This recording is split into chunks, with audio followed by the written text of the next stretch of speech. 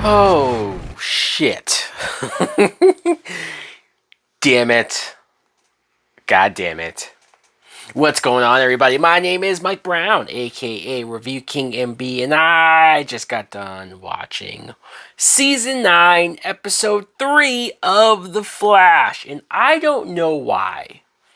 I feel really dumb right now because before this season started, months ago, I made a video where I talked about what could the Flash do to have a good, hell, adequate, quality, decent final season. What's some of the things that this show could do to please their fans going out with a bang? And first 3 episodes in, I can't believe how much of they have not. It's almost like they're purposely making a shitty last season with this damn show. This episode was entitled Rogues of War.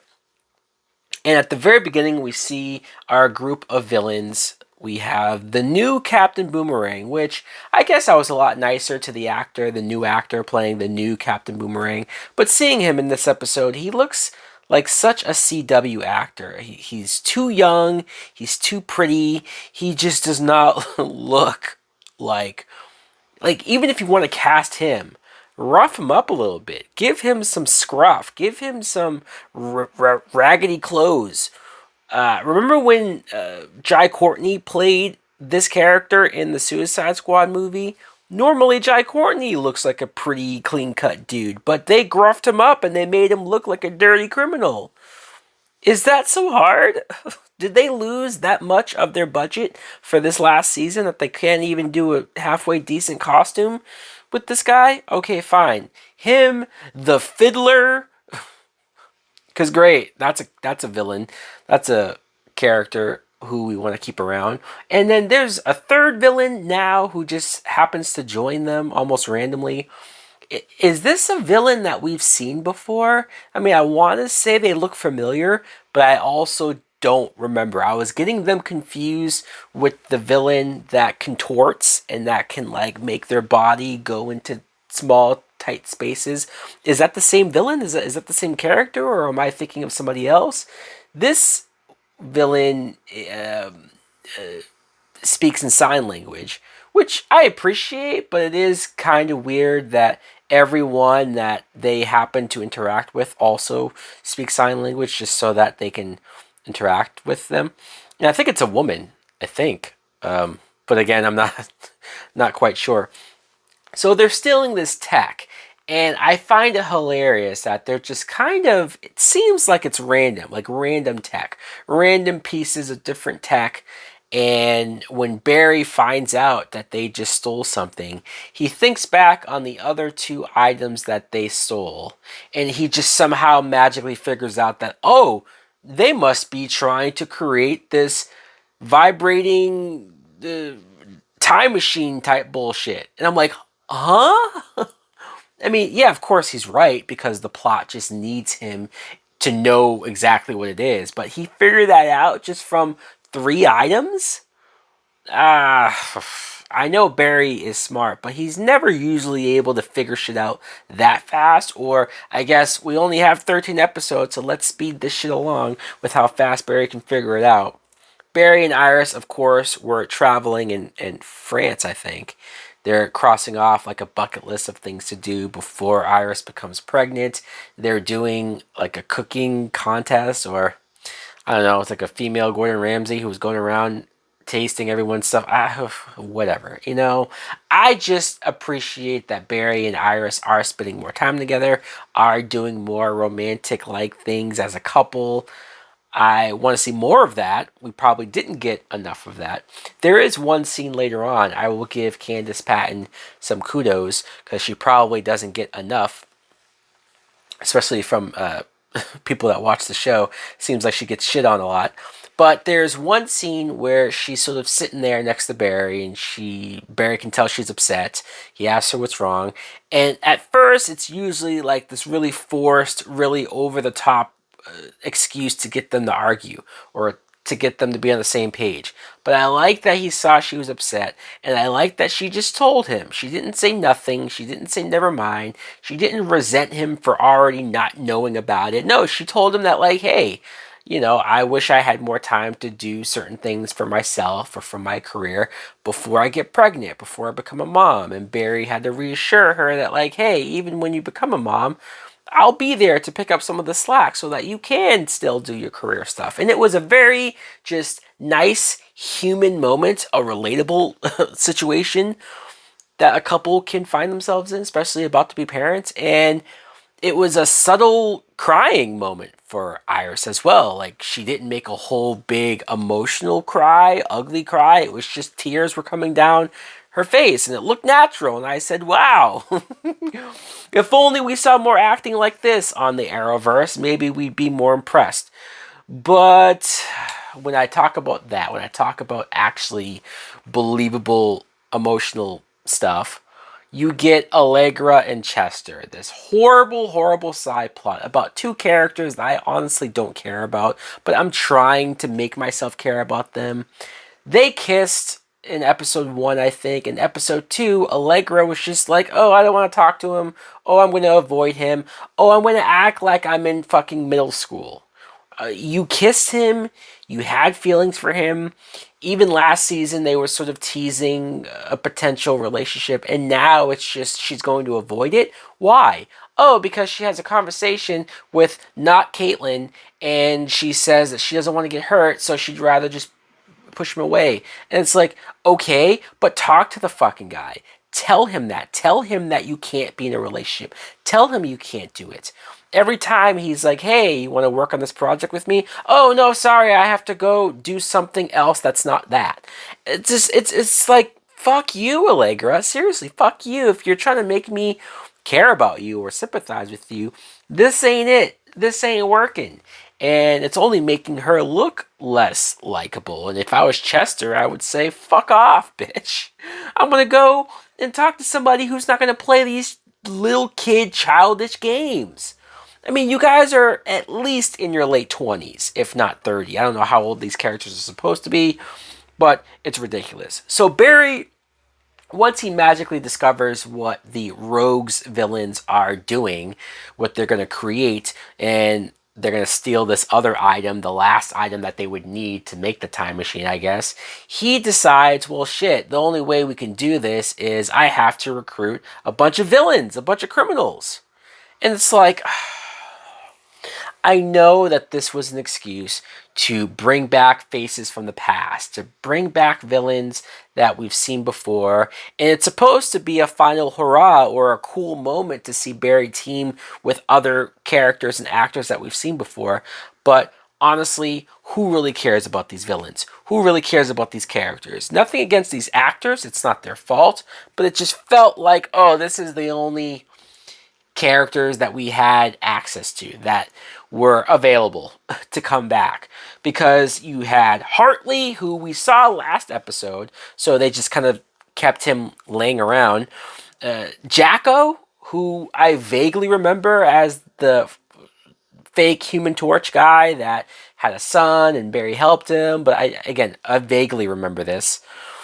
Mark, who was they just screwed over in the last episode. Even if you want to say they're justified, even if you want to say that they were right in fucking him over, they literally just fucked him over last episode.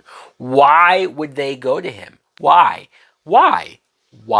It's dumb. It's forced. It's a horrible excuse to use these specific actors. And it's no wonder that he ends up turning on them later on. It's like, of course, you just fucked him over. Why would you trust him? This episode made Barry look like a damn fool, like an idiot. I just said that him figuring out what the villains were up to is supposed to be him being smart. He's clearly not street smart, because him trusting these criminals or using them, I don't know, I didn't really get the point. Goldface, which is the worst name for a villain I think ever. I do like this actor, so he's probably the only one that I was like, oh, hey, it's cool to see him here. Cool to see him back.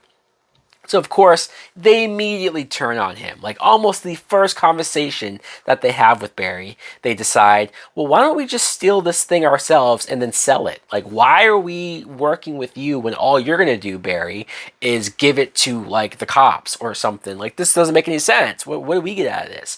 And so they leave. They say, goodbye, Barry. We're going to go do this on our own. Huh? What?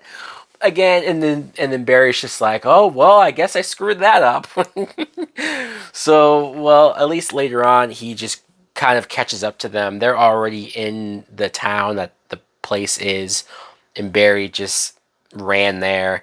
And finally, Goldface says, how the hell did you get here? Like, we left and you just, like, what? And everyone else is like, well, he's the Flash. Hello. Like, everyone figured it out. So there goes his secret identity. Let's tell some of your villains who you really are, so they won't ever use that against you. It's the final season, so who gives a shit? Who gives a fuck?